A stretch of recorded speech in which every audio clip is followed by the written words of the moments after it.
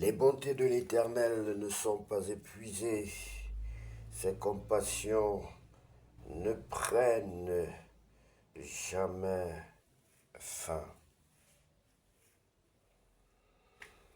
Elles se renouvellent chaque matin. Bonjour bien-aimés, c'est l'heure de la prière et de la repentance en ce lundi 7 juillet 2025 matin. Prions ensemble. Seigneur Tout-Puissant, ce matin je me tiens devant toi avec reconnaissance. Tu as veillé sur moi durant la nuit et c'est un souffle nouveau que tu m'offres aujourd'hui. Amen. Merci pour ce réveil, pour la lumière du jour, pour le don de la vie, pour ton amour inépuisable. Avant de commencer quoi que ce soit, je veux te remettre cette journée. Sois ma force dans mes faiblesses, ma lumière dans mes doutes, mon refuge dans mes combats. Seigneur, guide chacun de mes pas, que mes pensées, mes paroles, mes choix te soient agréables. Donne-moi la sagesse pour affronter les défis et la patience pour aimer ceux que je croise. Je te remets ma famille, mes collègues, mes projets. Viens sanctifier ce jour, qu'il te glorifie. Rien n'est trop petit pour toi, rien n'est trop grand pour ton amour. Je déclare, je choisis de marcher dans la foi, de semer la joie, d'espérer envers et contre tout. Je déclare que cette journée est bénie et que je ne suis pas seul. Dieu marche avec moi. Ta parole déclare que les bontés, oui, tes bontés ne sont pas épuisées, tes compassions ne prennent pas fin. Elles se renouvellent chaque matin. Lamentation chapitre 3, verset 22. Seigneur, bénis cette journée que je t'offre. Fais grandir en moi ton amour et rends-moi attentif à ta voix. Dans chaque action, sois glorifié. Au nom puissant de Jésus-Christ, j'ai ainsi prié. Amen. Sois béni, bien-aimé. Si tu n'as pas encore reçu le Seigneur Jésus-Christ dans ta vie, comme ton sauveur personnel et ton Seigneur, Seigneur, guéris ma hanche, guéris mon pied, ma cheville. Guéris-moi définitivement. Tu es El Rapha, tu es El Adonai. Tu es Elohim, tu es le Dieu qui guérit, tu es le Dieu qui sauve. Nous voulons prêcher aussi par l'exemple. Merci parce que tu m'as guéri à 80, à 90%. Viens finaliser, viens soigner, viens cicatriser mes plaies au nom de Jésus-Christ. Oui, bien-aimé, si tu n'as pas encore accepté le Seigneur Jésus-Christ dans ta vie comme ton sauveur personnel, je t'invite maintenant à prendre la position qui honore ton Dieu et à répéter cette prière après moi. Si tu ressens véritablement le besoin de recevoir un Dieu, le besoin d'un Dieu, si tu ressens un vide dans ta vie, sache que tu as besoin de ce Dieu. Tu ne peux pas vivre sur cette terre sans Dieu, sans le véritable Dieu. Oui, il y a plusieurs faux dieux. Si tu as un faux Dieu, tu ne seras jamais heureux, bien-aimé. Viens, Jésus t'appelle. Tu vas donc répéter cette prière après moi. Seigneur Jésus-Christ, je reconnais que je suis un pécheur. Seigneur Jésus-Christ, je reconnais que je suis un pécheur. Je te demande pardon pour tous mes péchés. Je te demande pardon pour tous mes péchés. Je t'invite dans ma vie comme mon sauveur personnel et mon Seigneur. Je t'invite dans ma vie comme mon sauveur personnel et mon Seigneur. Prends le plein contrôle de ma vie. Prends le plein contrôle de ma vie. Sans toi, je ne suis rien, je ne peux rien faire sans toi. Sans toi, je ne suis rien, je ne peux rien faire sans toi. Baptise-moi et remplis-moi de ton Esprit Saint. Baptise-moi et remplis-moi de ton Esprit Saint. Au nom de Jésus-Christ, j'ai ainsi prié. Au nom de Jésus-Christ, j'ai ainsi prié. Amen. Sois heureux, bien-aimé, sois béni pour ton action. Sache que le Seigneur Jésus-Christ est avec toi et sera avec toi tous les jours de ta vie, jusqu'à la fin du monde. Tiba, nous allons lire la parole de Dieu dans le livre de 2 Samuel chapitre 16. Bien-aimé, pour grandir dans la foi, il faut lire la parole de Dieu. C'est notre nourriture. Si tu n'aimes pas la parole de Dieu, demande à l'Esprit de Dieu de t'aider à aimer la parole de Dieu, de t'aimer à lire la parole de Dieu, de t'aimer à prononcer la parole de Dieu. La parole de Dieu est une épée à double tranchant. Quand tu la prononces, bien-aimé, tu détruis tes ennemis. Quand tu lis la parole de Dieu, lis-la à haute voix si possible, car ce sont des oracles que tu vas libérer, c'est l'épée de l'Éternel que tu vas branler, que tu vas faire sortir du fourreau pour détruire tes ennemis, bien-aimés. Notre arme, c'est la parole de Dieu. Lisons la parole de Dieu dans le livre de 2 Samuel chapitre 16. Tiba, le perfide serviteur de Méphibosheth, lorsque David eut un peu dépassé le sommet, voici Tiba, serviteur de Méphibosheth, vint au-devant de lui avec 2 ânes battés sur lesquels il y avait 200 pains, 100 masses de raisins secs, 100 de fruits d'été et une outre de vin. Le roi dit à Tiba, que veux-tu faire de cela?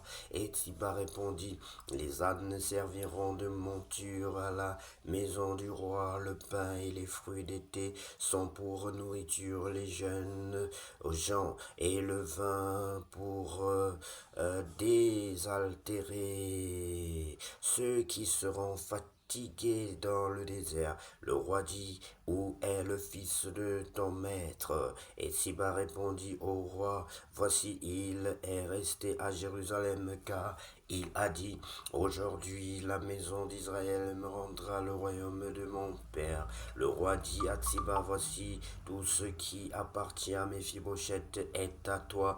Et Tsiba dit, je me prosterne, que je trouve grâce à tes yeux, ô roi mon Seigneur. David maudit par Shimei.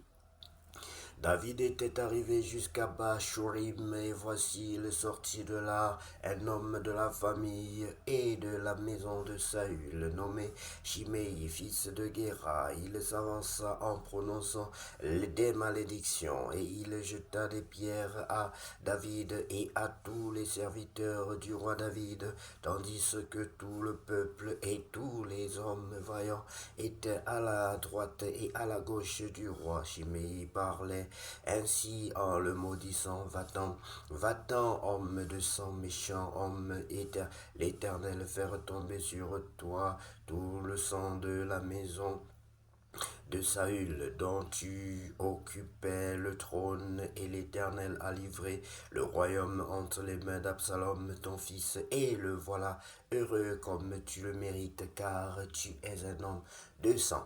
Alors Abishai, fils de Tséroja, dit au roi, pourquoi ce chien mort maudit-il le roi mon seigneur?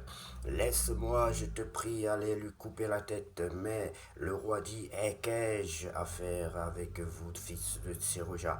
S'il maudit, c'est que l'Éternel lui a dit, maudit David. Vous voyez, cette réponse ressemble un peu à la réponse de Jésus lorsqu'il dit à Pierre, que arrière de moi Satan, c'est-à-dire Pierre pensait faire du bien à Jésus lorsqu'il disait à Jésus que tu ne mourras pas.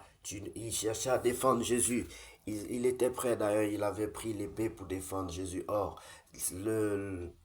le chemin ou encore l'objectif, la finalité de la mission de Jésus n'était pas de combattre les hommes, mais c'était de se laisser faire, de parvenir à supporter les injures, de parvenir à supporter le mal, de parvenir à supporter la maltraitance, de parvenir à supporter l'humiliation. Et ici, nous avons un type de Christ qui sait pardonner son prochain, un type de Christ qui est connecté à son Dieu, un type type de Christ qui sait voir comme Dieu voit, qui sait voir comme Dieu voit, entendre les choses spirituelles. Un type de Christ qui est connecté à Dieu, qui est connecté à l'Esprit de Dieu, qui est connecté à la spiritualité, qui ne lutte pas contre la chair et le sang, qui peut dire à son soldat que non, ce n'est pas contre la chair et le sang que nous luttons. Laissons l'Éternel faire comme il a décidé. Laissons l'Éternel faire comme il a décidé. David était un homme de prière et il pouvait connaître, sinon il cherchait la volonté de Dieu.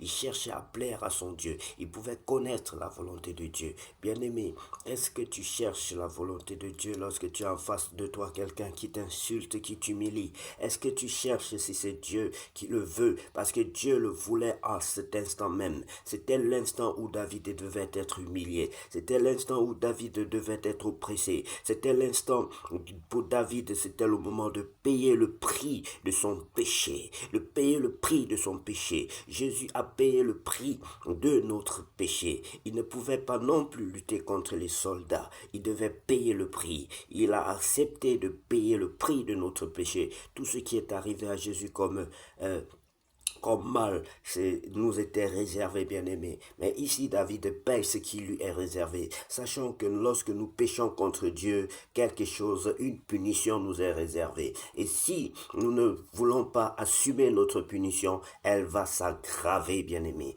Elle va s'aggraver et nous risquerons de mourir dans notre péché et d'aller en enfer. Oui, bien-aimé, nous devons accepter notre état de péché et demander pardon à Dieu. Ici, David reconnaît son état de péché et demande pardon à Dieu. Et relisons donc à partir du verset 9. Alors Abishai, fils de Tsérouja, dit au roi, pourquoi ce chien mort maudit-il le roi, mon Seigneur? C'est la même chose que donc l'apôtre, on va dire Pierre avait dit à Jésus. Il avait même pris l'épée pour pouvoir tuer les soldats romains qui venaient saisir Jésus. Il a coupé l'oreille d'un des soldats romains et Jésus a recollé l'oreille. Et il va dire à Saül ici que laisse-moi, je te prie, allez lui couper la tête.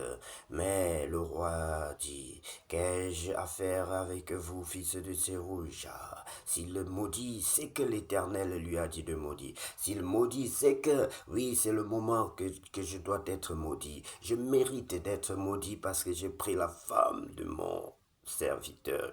Je mérite d'être maudit. C'est ça, David. David a un esprit repentant. David reconnaît son péché. Il reconnaît son tort. Il reconnaît qu'il doit être puni. Il reconnaît qu'il doit être puni. Bien-aimé, quand un enfant pêche et ne reconnaît pas et n'accepte pas d'être puni, il peut être complètement détruit. Oui, parce que ta colère sera doublée, triplée, multipliée contre cet enfant parce qu'il va passer d'un simple enfant têtu qui ne reconnaît pas sa têtutesse ou encore il va passer d'une faute, il ne reconnaît pas sa faute, ça veut dire qu'il devient rebelle et les rebelles généralement sont détruits.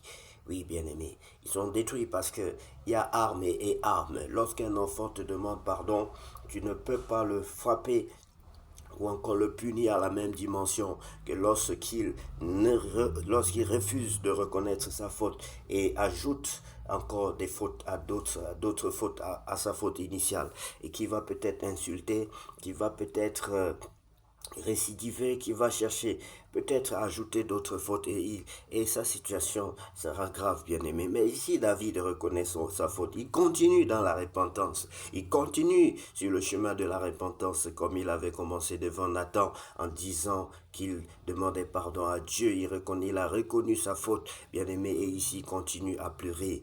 Oui, bien aimé, c'est pas parce que tu as demandé pardon une seule fois que ça suffit. Tu dois comprendre que l'Éternel peut décider de te punir toute ta vie. Tu dois demander pardon à Dieu toute ta vie. Il n'est pas obligé de faire comme toi tu veux.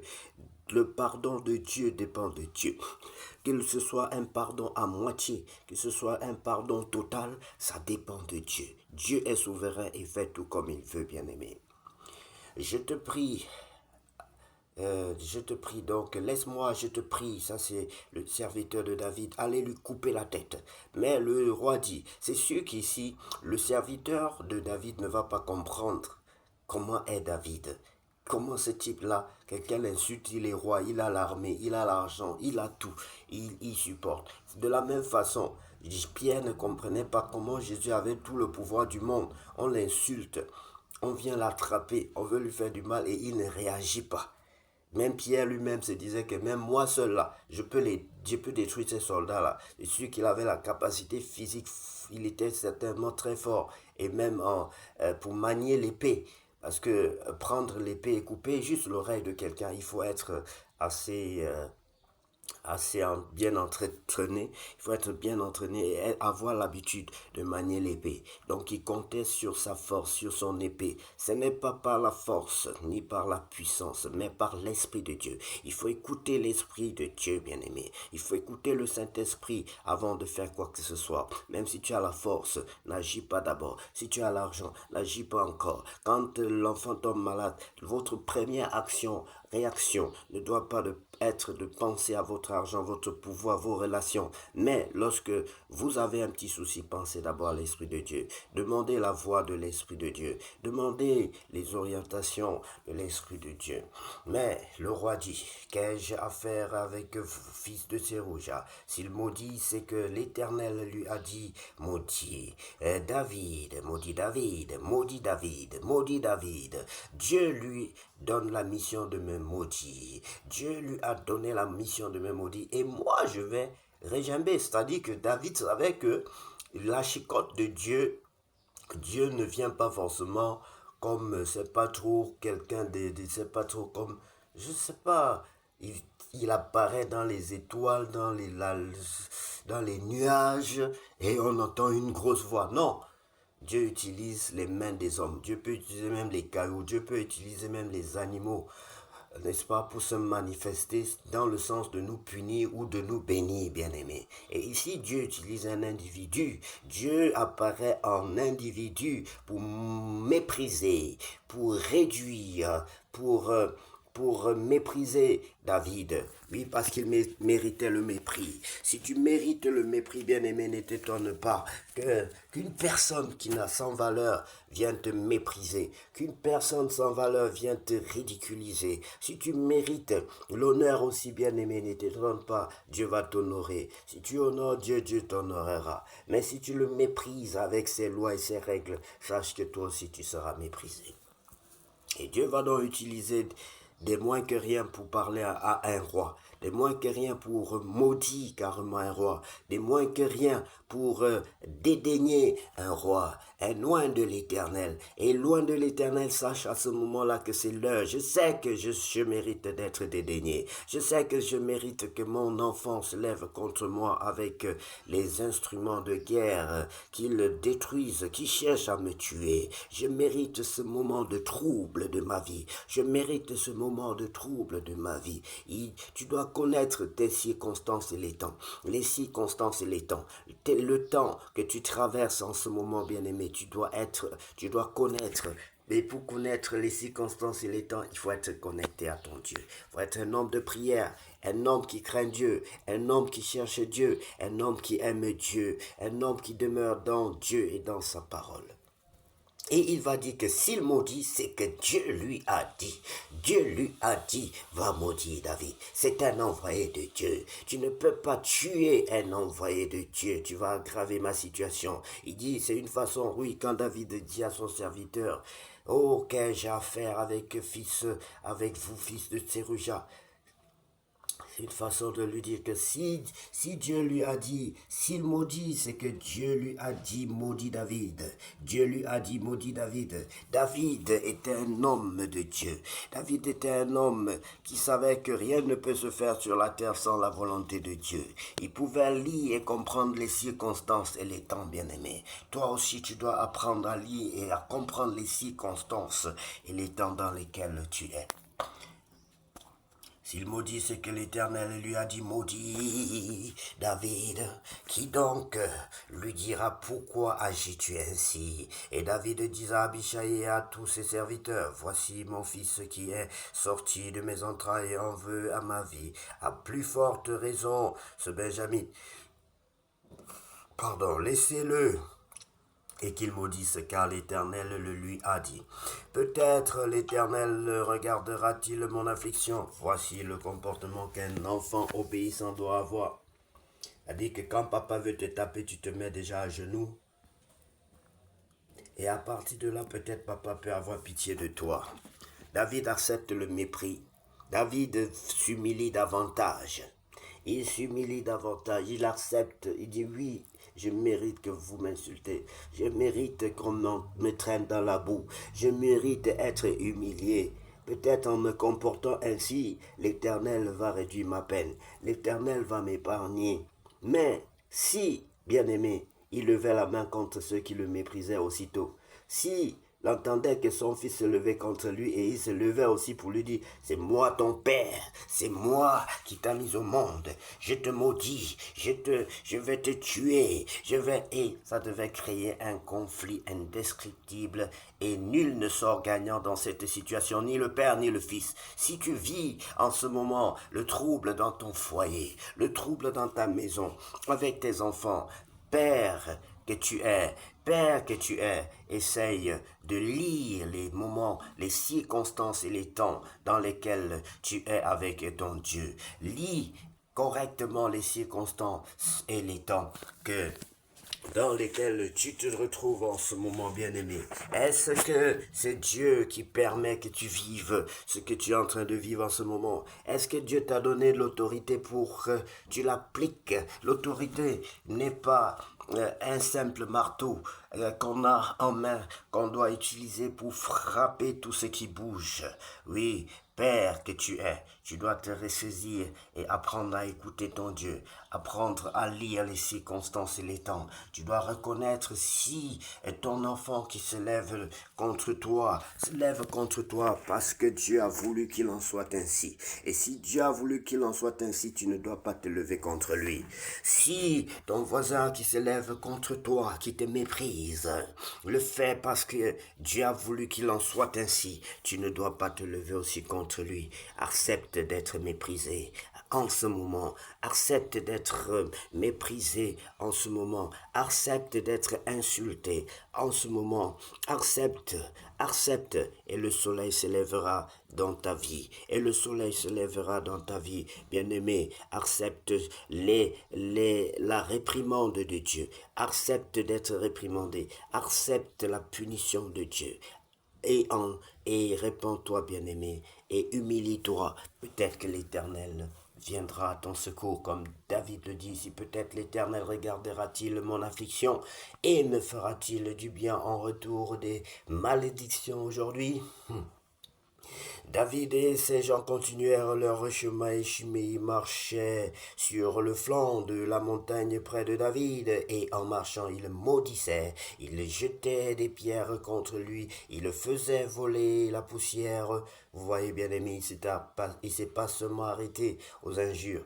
Il va même le provoquer carrément. Il va lui jeter des pierres dessus. Il va lui jeter de la poussière. C'est un élément que Dieu a pris pour maudire le roi David, pour humilier le roi David, pour l'humilier au plus bas que possible. Le roi et tout le peuple qui était avec lui, mais ce qui me dépasse dans cette histoire, bien-aimé, c'est que c'est 40 ans après, bien-aimé, c'est que le roi a certainement connu la jouissance avec la femme de Beersheba, parce qu'il avait continué à vivre avec cette femme, ils ont fait d'autres enfants, ils ont vécu certainement même une vie heureuse.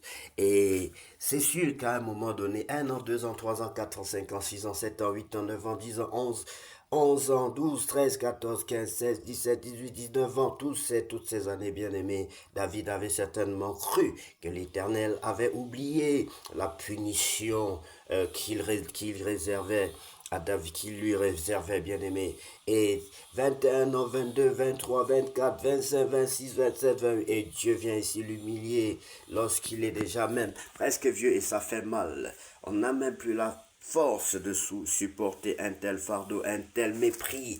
Il a l'armée, il a la richesse, il a des grands enfants, mais voilà, un moins que rien, un rigolo, comme on dit couramment, qui va se lever pour venir lui jeter les pierres et autres. Et Dieu veut voir ici si David va régember, si David va essayer de répondre à cet enfant. Et ici, David a réussi une fois de plus quelque chose d'extraordinaire, une épreuve. Et Dieu finira par dire que c'est l'homme selon mon cœur, parce que il connaissait écouter de son Dieu, il connaissait discerner la voix de l'Éternel, il connaissait s'humilier, il connaissait comment se comporter envers son Dieu, envers sa population aussi bien-aimée.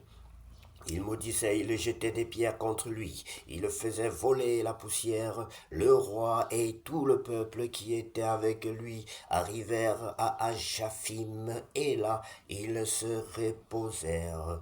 Absalom à Jérusalem, Absalom et tout le peuple, les hommes d'Israël étaient entrés dans Jérusalem, et Achitophel était avec Absalom. Lorsque Ushaï, là, qui est un ami de David, fut arrivé auprès d'Absalom, il lui dit, vive le roi, vive le roi. Et Absalom dit à Ushaï, voilà donc l'attachement que tu as pour ton ami.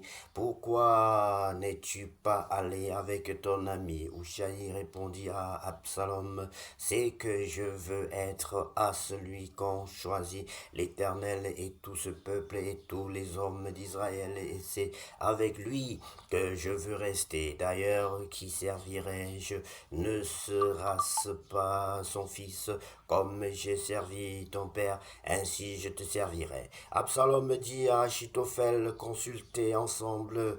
Oh, qu'avons-nous à faire? Et Achitophel dit à Absalom, va vers les concubines que ton père a laissées pour regarder la maison, ainsi tout Israël saura que tu t'es rendu odieux à ton père, et les mains de tous ceux qui sont avec toi se fortifieront.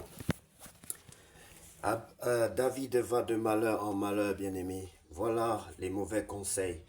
Les conseils, les conseils d'un fin stratège diabolique qui s'appelait Achitophel, qui va donc demander à l'enfant de David d'aller sortir avec la femme de David pour le détruire davantage.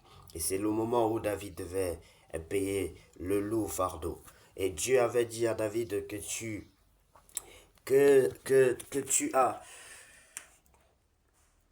tu as dérobé la femme de ton serviteur, tu l'as fait en cachette.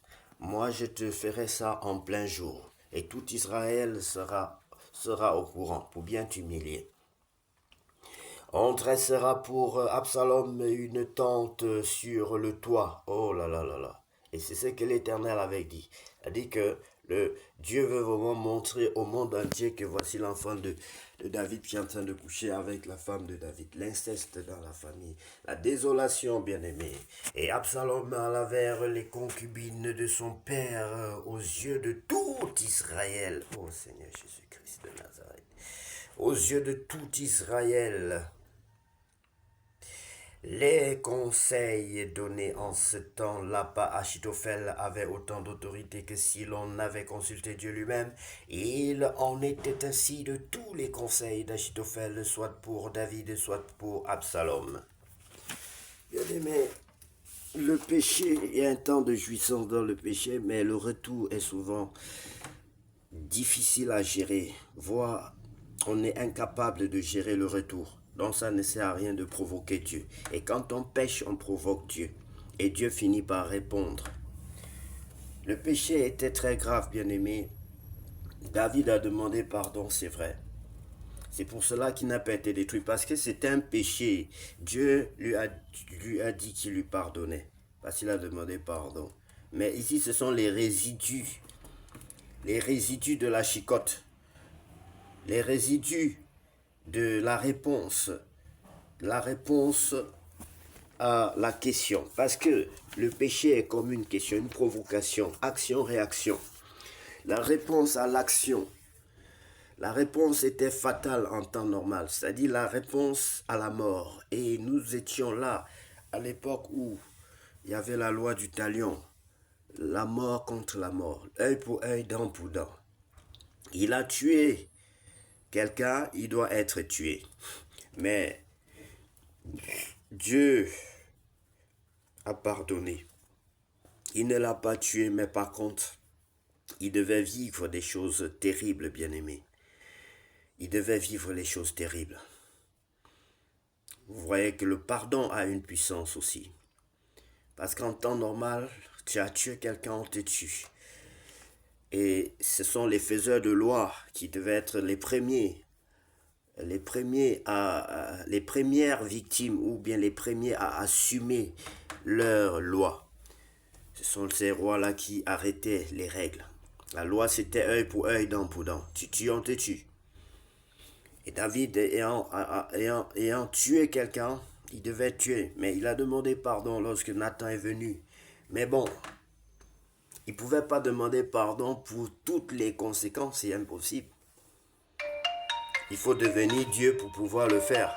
Donc tu demandes pardon pour que Dieu t'épargne la vie, mais les résidus, comme je l'appelle là, du péché. C'est-à-dire que les accessoires, les dégâts, parce que quand on dit qu'il va avoir une explosion, on va envoyer une bombe dans un pays pour détruire le pays.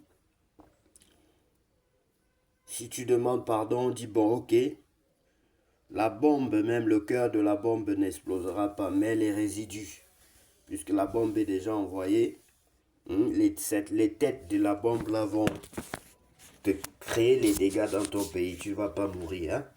Voilà, parce que tu as demandé pardon. Et si tu n'as pas demandé pardon, toi-même d'abord, tu vas mourir. Et les dégâts viendront après. Bien-aimés, soyez bénis. Sachez que je vous aime beaucoup. Que Dieu vous aime aussi beaucoup. Que cette journée soit la plus belle, la plus glorieuse de toutes les journées vécues sur cette terre. Que la parole de Dieu vous accompagne et que l'Esprit de Dieu continue à nous aider, à nous inonder de sa présence, à nous aider à le comprendre, à marcher selon sa volonté et non la nôtre. Au nom de Jésus-Christ que nous avons ainsi prié. Amen.